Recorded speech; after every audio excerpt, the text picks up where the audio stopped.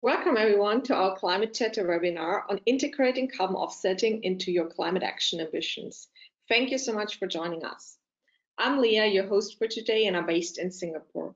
In my role at Southpaws, I lead our business development and key account management activities for Asia. Before we get into the discussion, I just have a few quick points to mention. Attendees will be on mute for the session.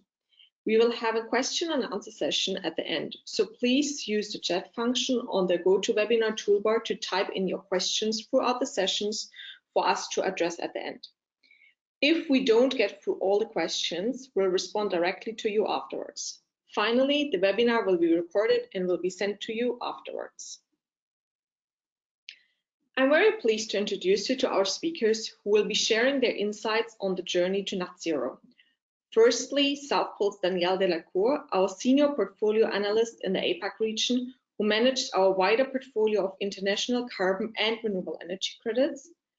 And Jaana Quaintance-James from Global Fashion Group. Jaana is Chief Sustainability Officer of Global Fashion Group, which operates in 17 countries globally via e-commerce retailers such as The Iconic, La Moda, Dafiti, and Zalora. Please submit any questions you have for Danny and Jaana throughout the session for our Q&A session at the end. So here's a quick overview of what we will take you through today. Danny will cover the state of the voluntary carbon market, an introduction to carbon credits, including project standards, technologies, and types. Then Danny will explain how offsetting fits into net zero ambitions and will share some practical considerations for developing an offsetting strategy. Afterwards, we will hear about the Global Fashion Group's climate action to date, and I'll be asking Jaana some questions on her experience in setting up a climate action strategy. And finally, we will open up to audience questions, so please make sure you submit those as we go through the webinar.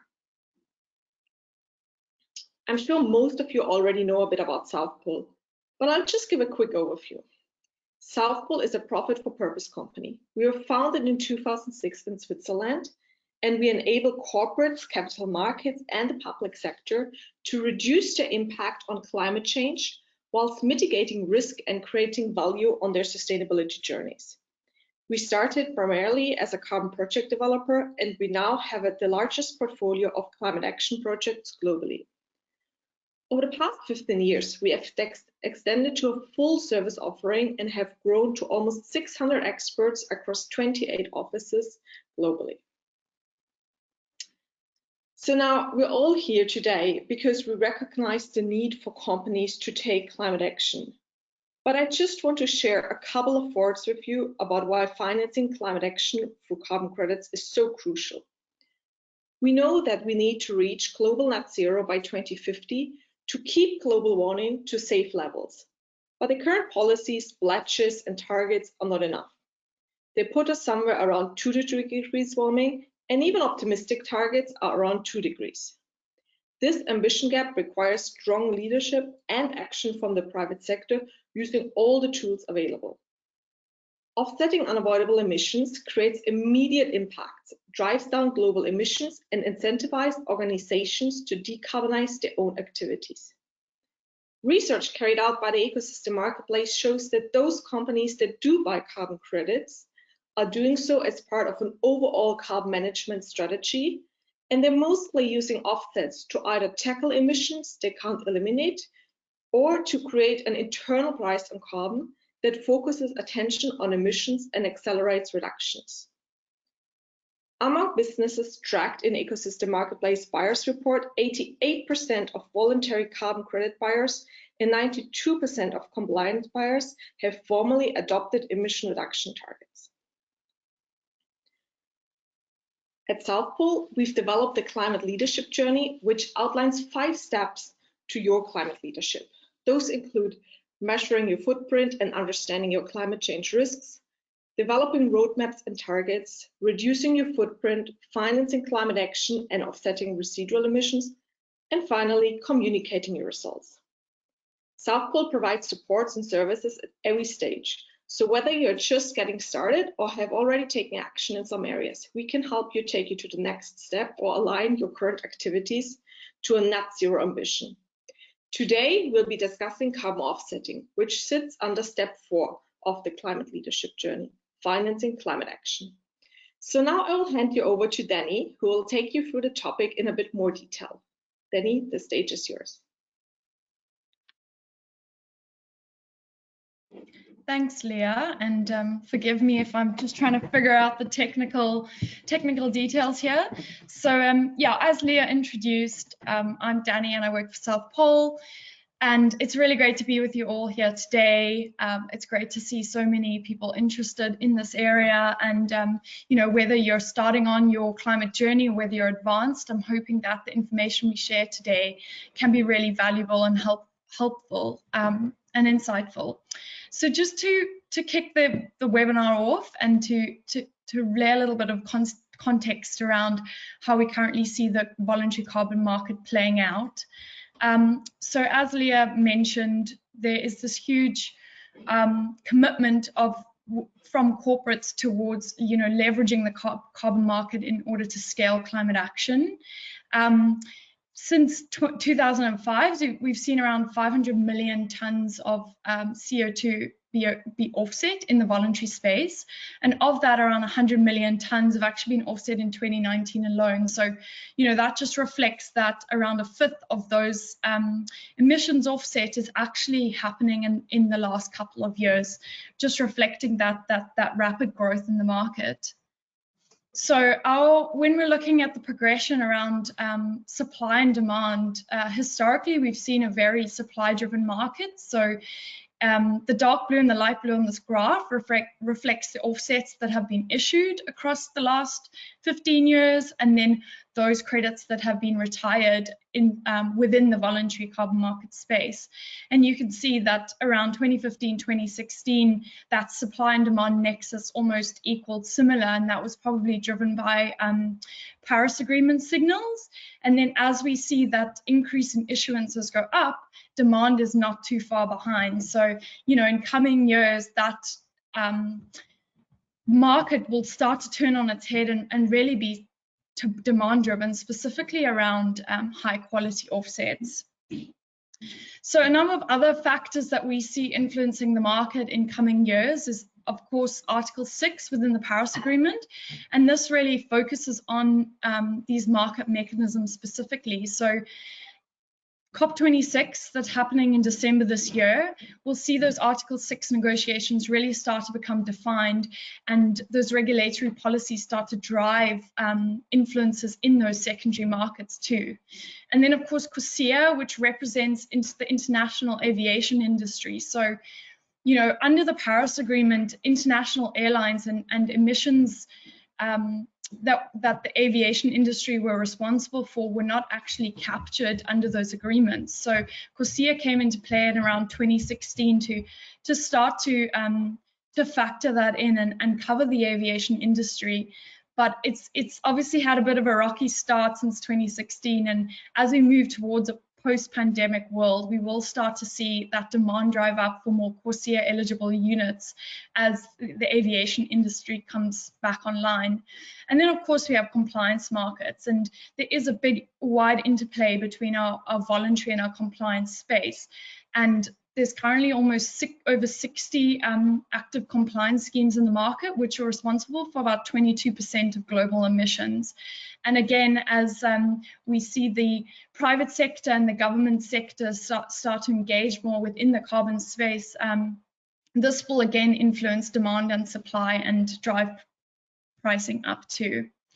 So the Task Force on Scaling Voluntary Carbon Markets, they're predicting that demand, as mentioned by the factors that I addressed before, is going to really increase and almost quadruple up in the next couple of years as we see private sector and government sectors committing to net zero and climate neutrality targets. So, you know, by 2050, we're expecting around 3.6 gigatons of CO2 equivalent in the voluntary space. And again, that really will start to signal the true cost of and the true carbon price. So the impact that, you know, this market actually has, and how that pricing is going to increase to reflect a true cost of carbon. just an introduction to carbon credits and standards. And I know we have a mixed audience here today. So, you know, again, if you're new to the space, I hope this is really valuable for you. And if you're already engaged in a carbon offsetting strategy, I hope that, you know, that some of the key points today can actually just assist you further in developing your portfolio. So when we scale it back, really when we're looking at the carbon market and how carbon credits and the voluntary market come into play, is those carbon credits are actually used to then finance sustainable development projects and climate action projects. So when you're looking at your organizational footprint and the carbon that's emitted through activities in your value chain, specifically around scope 3, the focus is that you reduce to an absolute point where you can no more, and then any remaining residual emissions that you do have, you would then try to balance out in a one ton of emissions reduced, while supporting like a biodiversity project, or protecting vital carbon sinks, and also assisting in the transition towards 100% renewable energy globally. Something important to note when you are considering carbon credits and engaging carbon in your offsetting strategy is to understand the role that ACROA plays. So ACROA is the International Carbon Reduction Offset Alliance, and that really is setting the best practice international guidelines around the voluntary carbon space and how credits are managed and issued globally. And there's a couple of standards that we'll go into in a second around what those ACROA approved standards look like. But really, those standards then govern the due diligence process in terms of verifying and measuring these projects to ensure that the emissions reductions are real and unique. And then those standards also come into play as a third-party auditor to ensure that there's appropriate monitoring and verification that happens. And then another thing to note is if you are working with a carbon offset provider, you need to ensure that they are also doing their own due diligence practices and ensuring that that project is of the highest quality standard. So how do these projects actually qualify for carbon credits? And again, these are best practice guidelines that have been developed by ACROA and which the standards adhere to. And most importantly, we really want to demonstrate that the project is providing additionality in the market. So without the financing and without the real money going into that project, and that project being additional to the system, then we will really want to demonstrate that, without the revenue from the carbon credits, that project wouldn't exist. So, if you're looking at a forest protection project, you also want to provide evidence that there is actually a real risk of deforestation in that area, and by you supporting a project that's protecting that area, then the project is creating additionality in the market. The next thing is to look at measurability and ensuring that there's a set of quantifiable tools used where you can set a baseline to ensure that you can measure those emissions reductions accurately. And all of the standards provide different methods for different project types, which we'll go into in a second, and also capturing any uncertainty and risk and leakage that the project might experience over its lifetime. The project needs to be verifiable, and again, as we mentioned with the standards, this is where those standards come into play, and they involve a third-party auditor that verifies that the emission reductions are real over the lifetime of the project. And then permanence, specifically for nature-based solutions, we want to ensure that that emissions reduction is permanent, and that carbon sequestration and storage is going to be permanent. So, we look at around 100-year permanence period for nature-based projects, and we also need to capture safeguard mechanisms to ensure that there's no reversibility and leakage of the carbon from the site. And then lastly, if you are new to the carbon credit market, you'll maybe be questioning double counting and how we accurately capture that emissions reduction once. So again, these standards have registry systems put in place, And as that ton of CO2 or that emissions reduction is claimed as a unit on the registry and retired, it cannot be claimed again. So that, you know, that emissions reduction, there's no risk of double counting. So this is not an exhaustive list, but these are some of the internationally recognized carbon standards. Specifically, the biggest ones is Verra under the Verified Carbon Standard, and then also Gold Standard, which really focuses on sustainable development projects as a whole and also measuring co-benefits alongside. Some of you may be familiar with the Clean Development Mechanism. This was a system that was set up under the Kyoto Protocol, so again in the early 2000s. And this was a mechanism that really enabled these projects to come online in developing countries through the support of Annex 1 parties.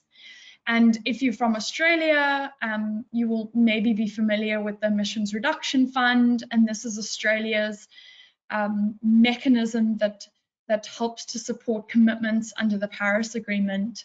And then we have standalone standards that can support these projects, and they really focus on co-benefits and ensuring environmental and social and economic outcomes for a project outside of the carbon.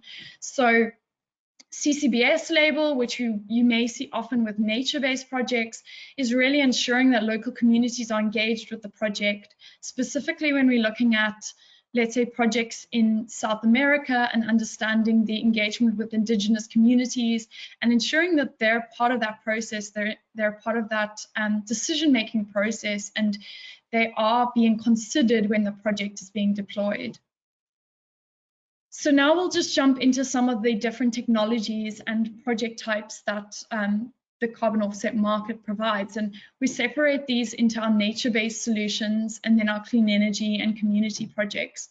Nature-based we'll dive into further in a second, but really they have a higher carbon sequestration potential. So, you know, whether it's a removals project or we're looking at forest protection, you know, mature trees are still retaining carbon in their trunks. And then we have our clean energy and community projects. So we want to be transitioning off fossil fuels, and we still want to be supporting a market that really focuses on this. And then we have community projects, which, you know, improve the livelihoods of local communities and also have several co-benefits that go along with them. So things like cook stoves and water filters. Nature-based, this has become a hot topic in recent months, and you know, I think a lot of organizations are starting to recognize the value that our fragile ecosystems play in the you know, the nexus of our universe. So really just breaking it down, we have our RED+ projects, and this is focused on forest protections or maybe mangrove protection or peatlands or wetlands, and that's really ensuring that carbon sinks remain intact. So ensuring that we're really still protecting those ecosystems that are so valuable to us as in society. And then another one is sustainable agriculture, and this is around changing land management practices, so things like soil carbon or the way that we, you know, can improve productivity on our land. And this has a highest carbon sequestration potential. So whereas, you know, forest protection is more around protection, sustainable agriculture and then afforestation, reforestation, and improved forest management does contribute more towards carbon sequestration.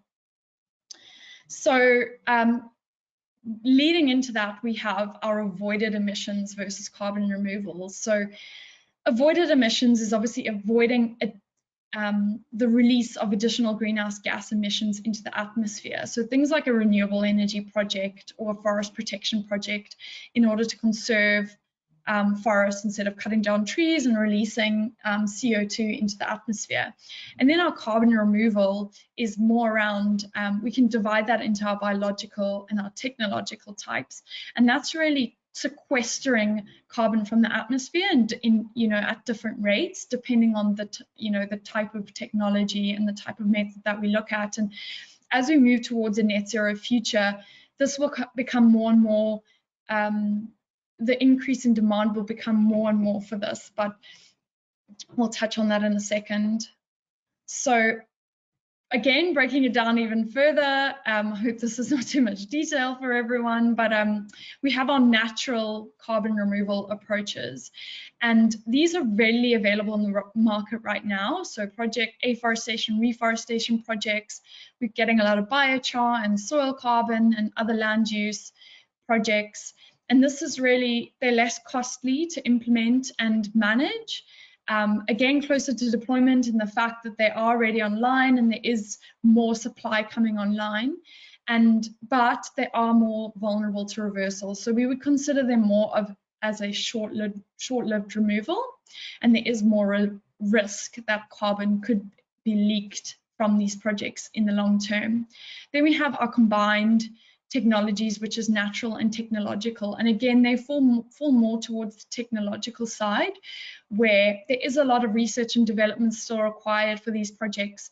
These types of offsets are very scarce in the market, and they do have a much higher price tag. So we really look at again, as we look at net zero, we're looking at these types of solutions as a more longer term strategy, as you know, as we can unlock more opportunity for these projects to happen. And just to mention, so Southpaws actually partnered with Mitsubishi, and we have a carbon removal fund which looks at a variety of different projects that we aggregate for buyers interested in investing in these newer technologies.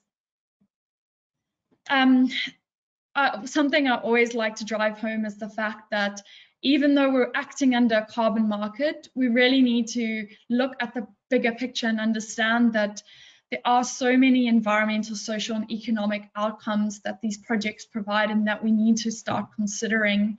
You know, it's not just 1 ton in, 1 ton out. There's so many benefits that these projects can provide to communities, and funding that these projects can provide that wouldn't have existed before. So if you've got it, if your organization has got sustainable development targets or would like to align with specific alternative goals, then it's definitely worthwhile to, when you're looking at your portfolio, start to consider how that project is aligning with your own internal values as an organization. So this is just an example of some of the project co-benefits. So this is looking at a forest protection project, and aside from the biodiversity, there's a huge focus on these social outcomes for the local community. And this project specifically, we've had really high engagement from our clients and direct investment outside of the carbon market for some of these initiatives on the project, like deploying boreholes, introducing rainwater harvesting systems to local schools, and then also, you know, helping the community to become more self-sustaining and giving them tools to use as we move towards needing climate adaptation too.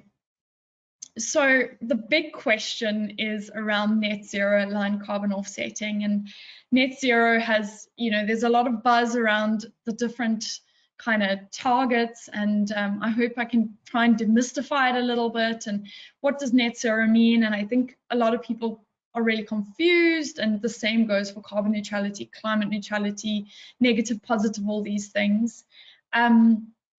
When we're looking at a climate neutral target versus a net zero target, we like to understand climate neutrality as kind of a midway point, or a point on the journey towards net zero. And we need to recognize that net zero is not easy. It's not an easy ambition, and it's not easy to meet, and specifically more for those harder to abate sectors.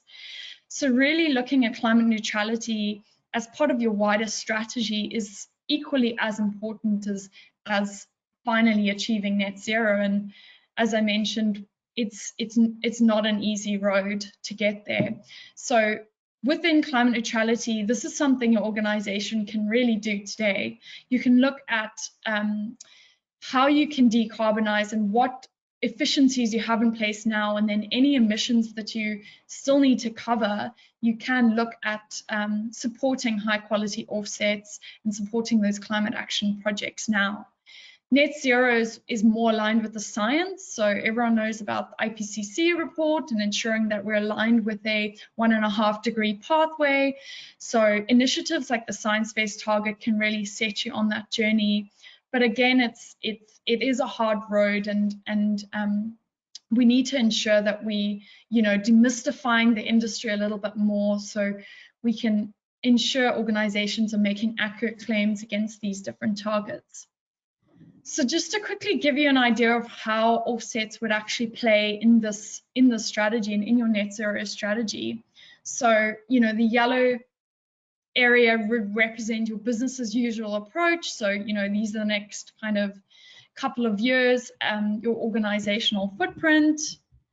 And this gray area is then your decarbonization and reduction strategy. So, introducing energy efficiencies, on-site renewables, depending on your sector. Some sectors are recognized as much harder to abate, and we know that there will always be residual emissions to cover until the technology is there. So when we're looking at, climate neutrality, again, you can use offsets and start to compensate now, and then you can start to introduce, so you'd be reaching climate neutrality, and then you can start to introduce avoidance projects. So again, things like renewable energy, forest protection, you can use those types of projects to cover those residual emissions, or the emissions that you're still emitting as part of that reduction pathway. And then there becomes an inflection point where you should start to move over to neutralization and introducing more removals projects into your offsetting strategy.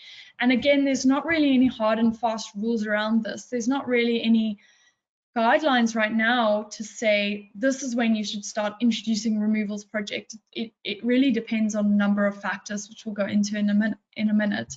And again,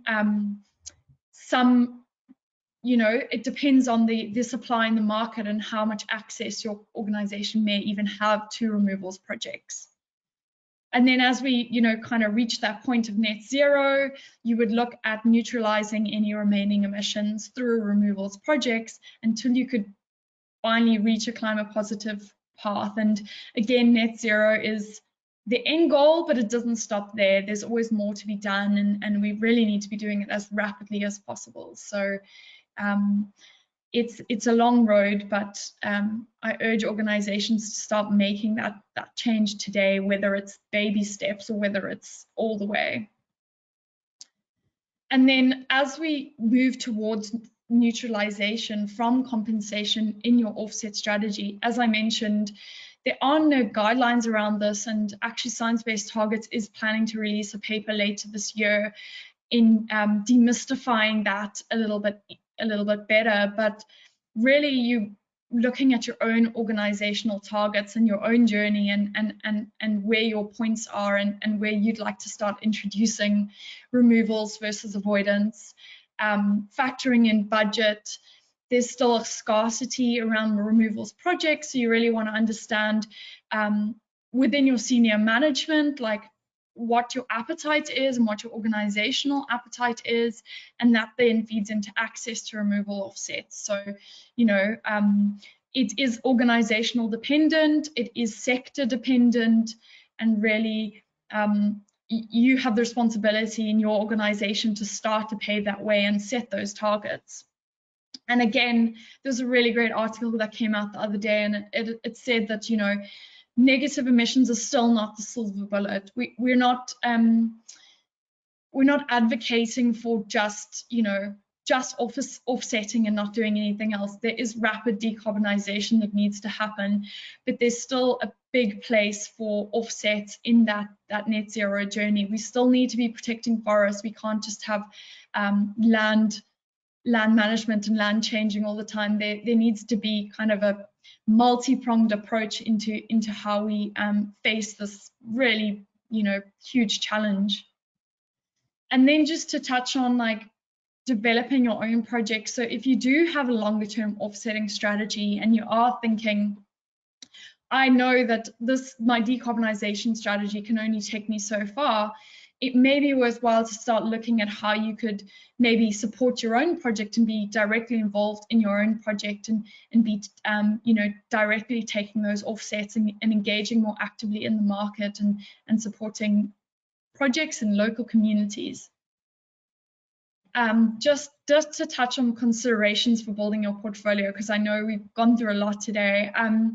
Again, knowing your budget. So there are many things that are driving prices. You know, the market can be quite volatile at the moment, and it is increasing rapidly. But knowing your budget will really help, if you're working with an offset provider, help you on the right path on what your portfolio should look like.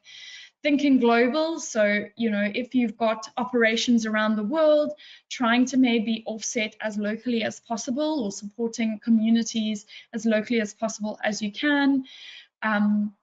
Again, defining your targets, so whether you're working with a consultant or you've got in-house capabilities, ensuring that you have that roadmap and aligning the project types with that.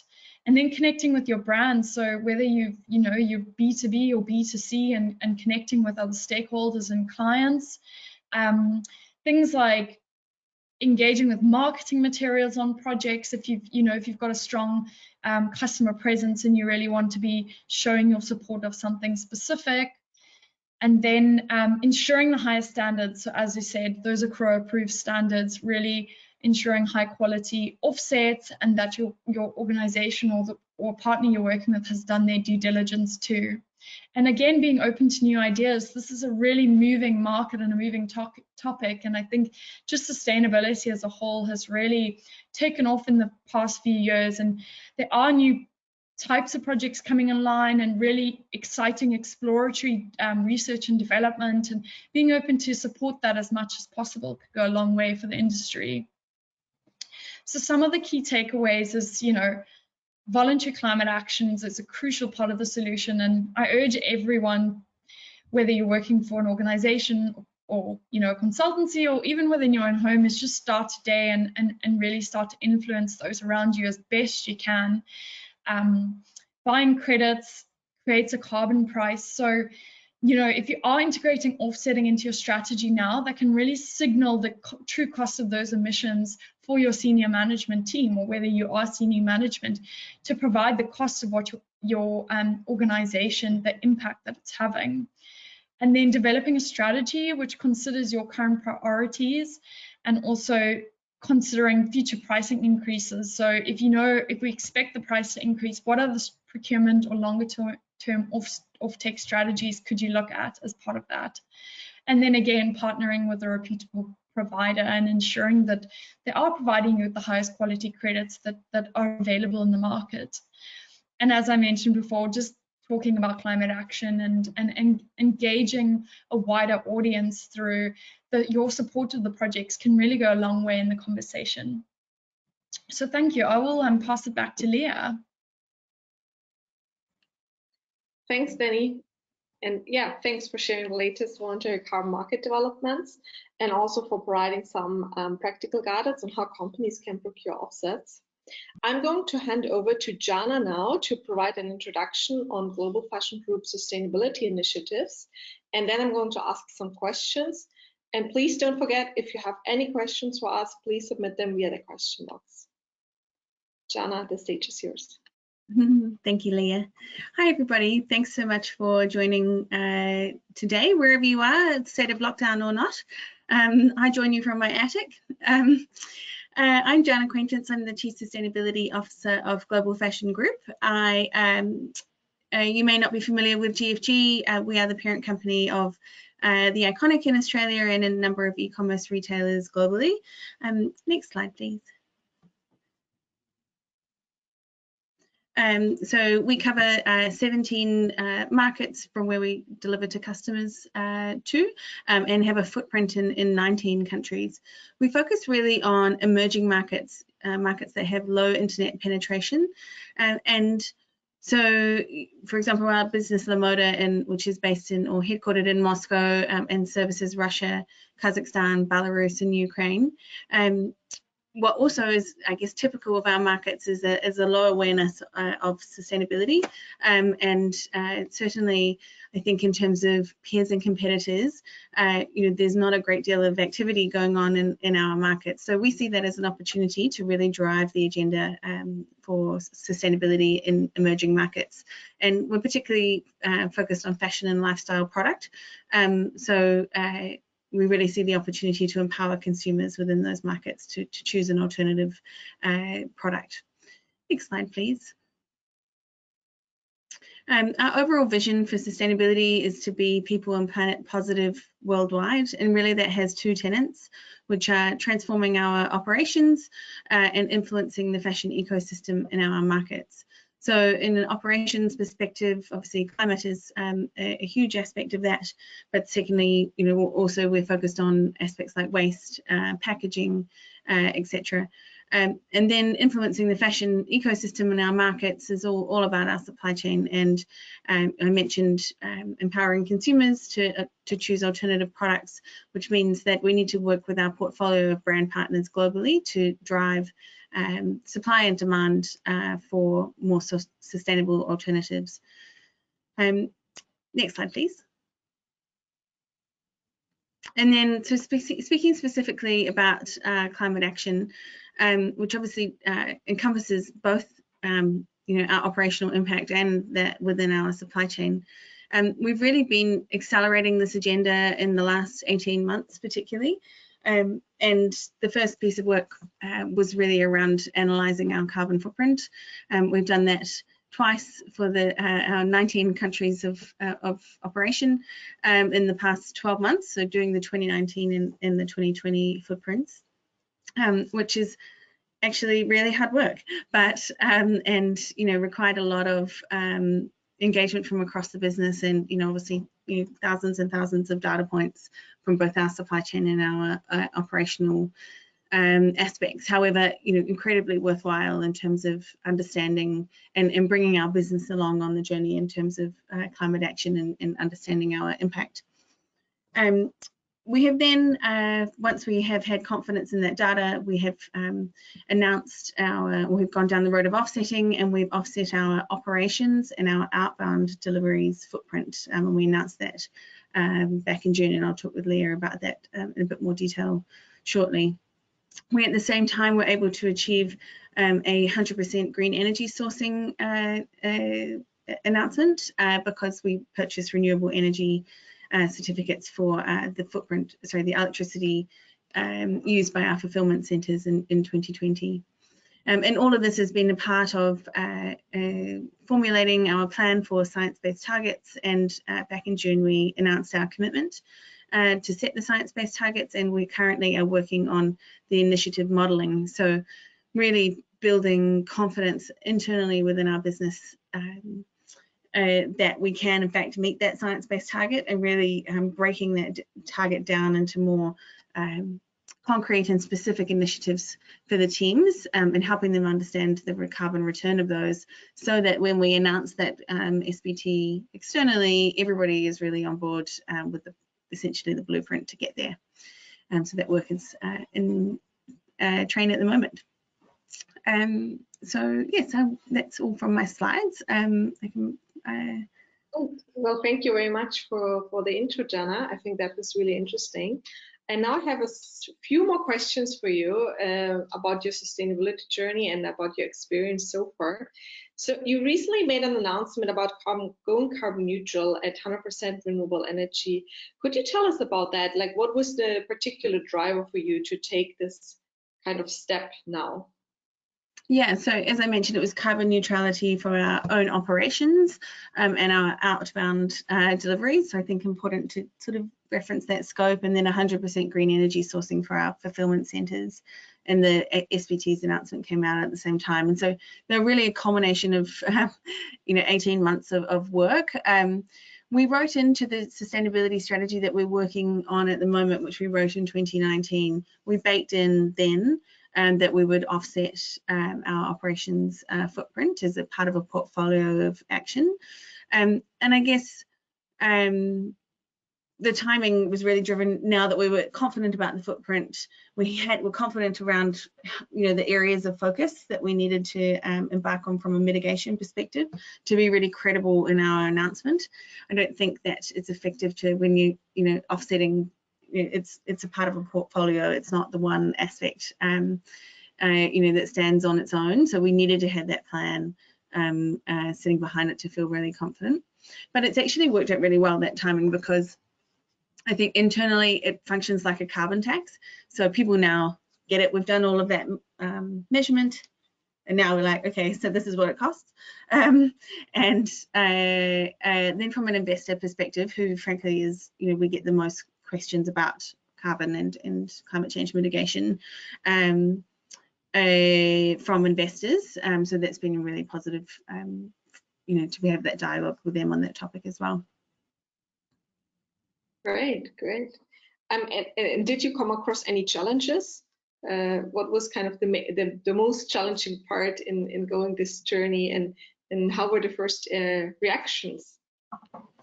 I mean, I always find it wasn't challenging to get the support, because I baked it into this, well, we had baked it into the strategy some time ago. So I think that is actually always really helpful to have that strategic priority developed by the business and be able to refer back to. Probably the greatest challenge was balancing all of our desires, you know, and making everyone happy in terms of, you know, we want high quality projects, we want them to be aligned with all of our locations, we want them all to be certified, and we, you know, and we need to conduct comprehensive due diligence on them, and we had a certain budget. So trying to fit all of those pieces into the pie was probably the challenge. Great, and maybe now touching base a bit on the offsets, where you already just mentioned that you've kind of selected high quality offsets, but they obviously needed to fit into a budget. So can you tell us a bit more about the selection process? Why did you select certain projects? Yeah, so we basically developed a set of factors, which were location, you know, presence of the certification, the type of project, so whether it's nature-based solutions or renewable energy projects, and then the presence of co-benefits, and then looked at a portfolio of projects against those metrics. I think probably not mistake, but what I would do next time to improve that is actually weight those factors within our business, because everyone's like, yes, all of those things are important, but actually when the rubber hits the road, you need to know which ones are more important sometimes. So I think I would think about that more deeply next time. Great. And how are you communicating with your customers and employees about the projects that you support?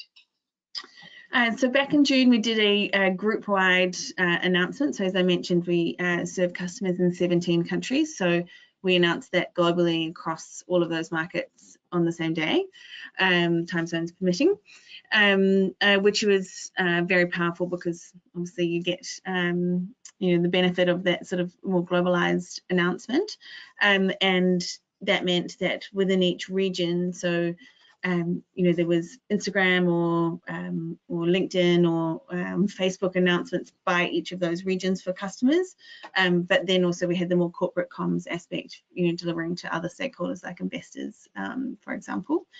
And then the teams really, everything at GFG is really delivered in a very local way. I mean, the way that the customer in Russia understands carbon offsetting is not the same as the way they do in Australia.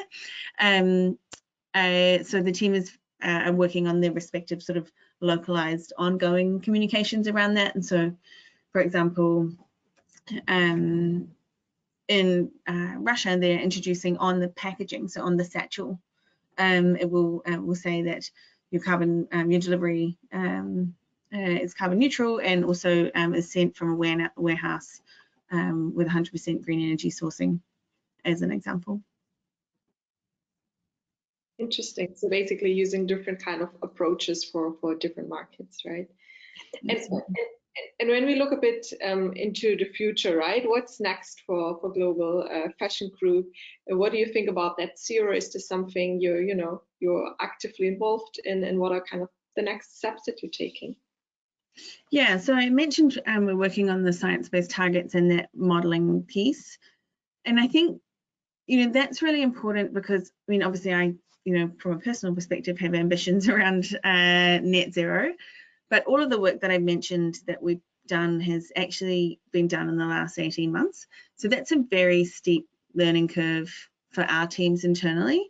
So I don't think, whilst that might be something I want to go or do straight away, I don't actually think that we're ready internally to do that. And I think that actually I could shoot myself in the veritable foot if we kind of go too fast on that, because people actually do need to feel comfortable that it's possible.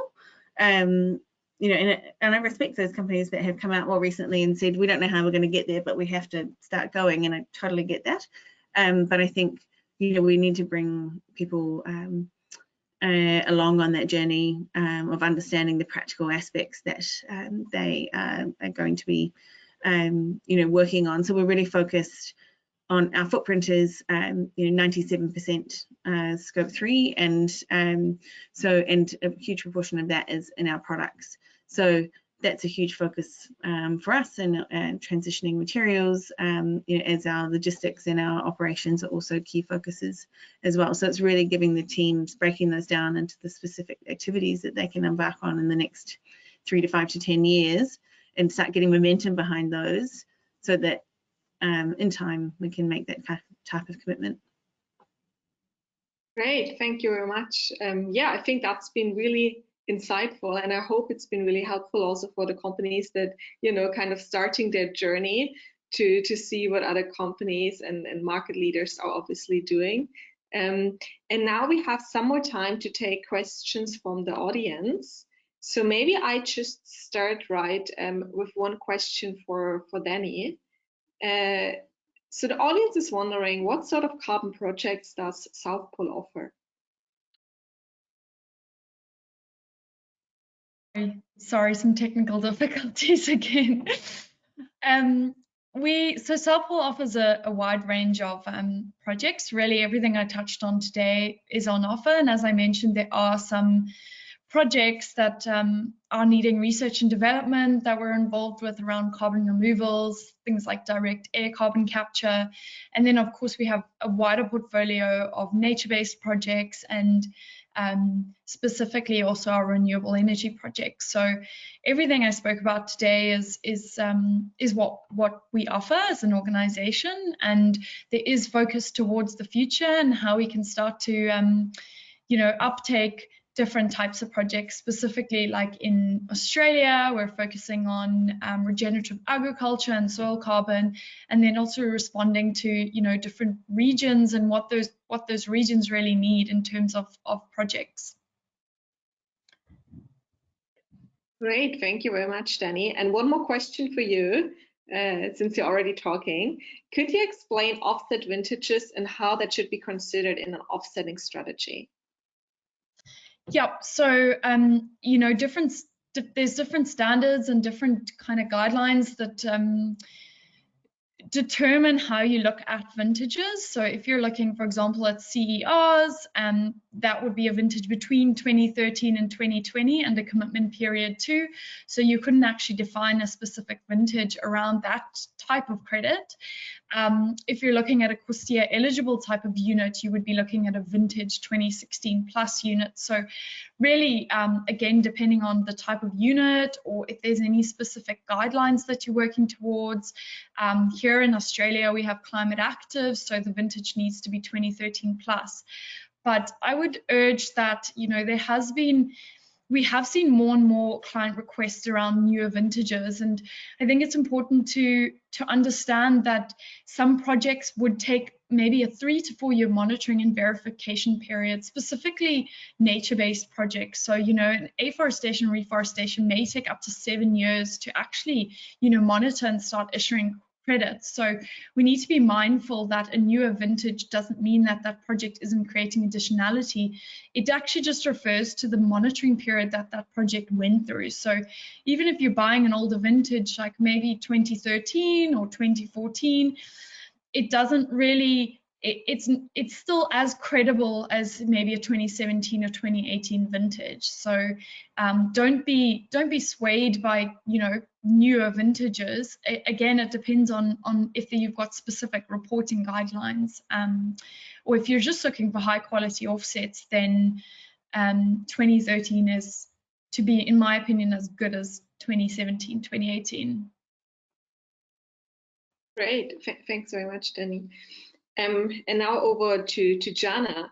So the audience was wondering, how did you choose the scope of emissions to offset, and what are your considerations around scope 3 emissions? So how do we choose the scope? That's a very good question. I mean, I guess the operations, so scope 1 and 2 was always made total sense. And then I think from, you know, choosing the outbound deliveries, we have relatively good data in terms of having confidence around the accuracy of that component of our footprint. And then secondly, I guess thinking about ahead to, you know, what's important to customers is that last mile aspect. I think really customers can connect more immediately, I guess, with that component of the shipping. So that was the two drivers of that aspect. That's also, I mean, last mile is also, you know, generally considered to be highly inefficient. So there's a driver in that aspect as well. Yeah, and Jaana, when selecting your carbon offsets, right, what are your thoughts around choosing renewable energy certificates for scope 2? How did you fit that in?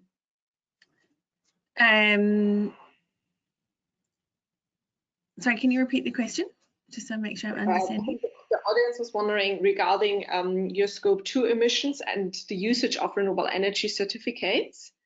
What were Global Fashion Group's thoughts around that? Yeah, so good question. I mentioned some of our complex markets, from Kazakhstan to Brazil to Colombia, Argentina, Indonesia, etc. The reality is that alternative renewable energy solutions are not as available in many of those markets, and so therefore the REC certificates, you know, really did make sense from that perspective. You know, whereas in Australia we can move to putting panels on the roof of the iconic fulfillment centre, or quite relatively easily swap to a green energy provider.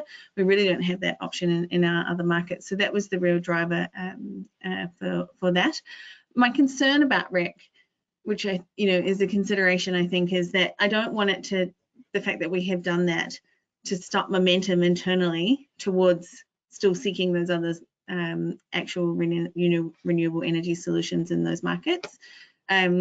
So I sort of fear that everyone's like, okay, that's done, and we're moving on to the next thing. And I still want them to focus on finding those localized solutions. And I guess there was an opportunity, again, from thinking about it from a customer perspective, is that whilst I would prefer actual solar panels on the roof, you know, you can claim 100% green energy sourcing with the purchase of RECs. Yeah. No, thank you very much. And over to Danny. Are you able to speak a bit more about Southpaws' due diligence process for offsets? Yeah, sure. I will try and tackle this one as best as I can. So again, as Leah, you've mentioned, Southpaws is obviously a project developer, and then we also have a procurement and trading arm within the business. So you know, having those know your counterparty kind of guidelines in place, and ensuring that when we are engaging with third-party proponents, that we're making sure that, you know, there is that specific due diligence process. On our own activities, then we have our own internal due diligence process that we take. Again, like it is dependent on different markets and how we engage with those third parties and those different project owners. But it starts with a know your counterparty process.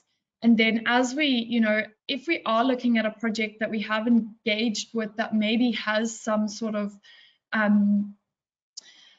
not press, but some, you know, some issues around it that have been flagged in the media. There is a lot of kind of inflated media out there around the offset market as a whole.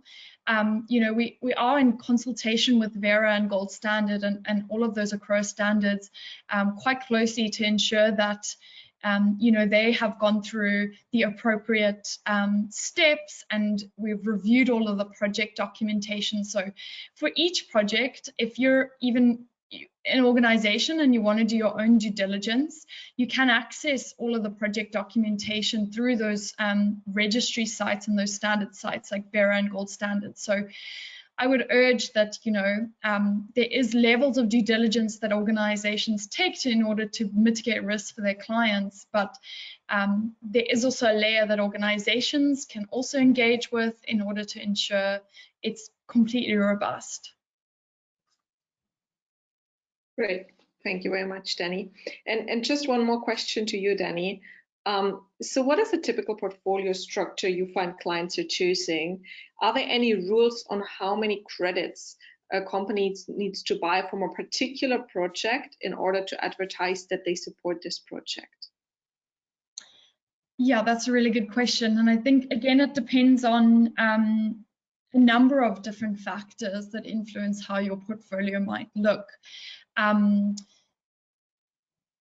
You know, we do not kind of approve an organization going out and buying 1 million tons of something kind of really that saturated the market and maybe on the cheaper side, like a affordable renewables project, and then buying a high quality co-benefits project as maybe like 1% of their offsets, and then claiming just that 1% proportion. So, you know, anything around 10 to 20% of your portfolio, we really urge is inaccurate. That's not to say that renewables projects don't have a high quality of standards too. There are very credible projects out there. And the other thing is, when developing your portfolio, again, all types of offsets have a place. So let's say you do have operations in the APAC region, but then you may have operations in like Brazil. You maybe want to focus on a nature-based solution in South America and then focus on some renewables, and that pricing will then balance out so you can reach a more affordable average price that will then build into your budget a bit easier. So again, it's really organizational dependent, but we probably recommend around 10 to 20% to ensure that there is some integrity around the offsets that you're purchasing, and ensuring that you are supporting, you know, a portfolio of different projects. Great, thank you very much, Danny. And over to Jaana. I think, Jaana, you've been talking a bit about, you know, the different markets that you're actually active in, and obviously they have very different setups and different requirements. And you also mentioned that you use different marketing strategies to actually engage with your clients in those markets. I think one more question is a bit about, so you mentioned that some of the markets where you're active in, the sustainability is not such a big topic yet.